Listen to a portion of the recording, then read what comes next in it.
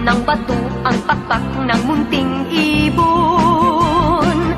Dahil sa sakit, di na nakaya pang lumipad, at ang nangyari ay nahulog, ngunit parang taong bumikas.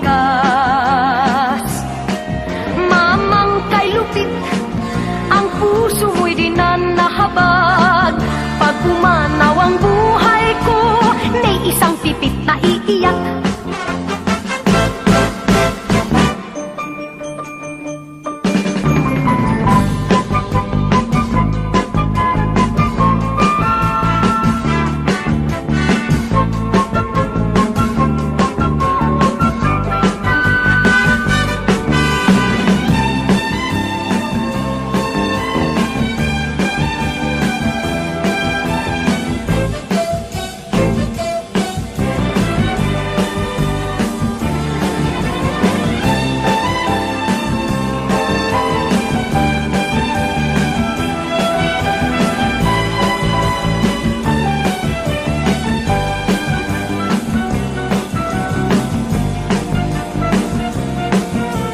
May pumukul sa pipit sa sangan ng isang kahoy, at nahagip ng bato ang pakpak ng munting ibon.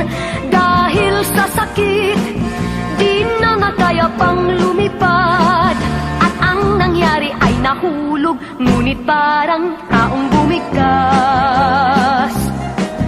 Mamang kay lupit, ang puso mo'y di na nahabag.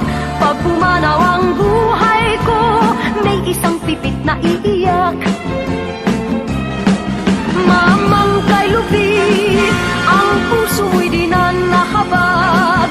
Pag pumanaw ang buhay ko, may isang pipit na iiyak.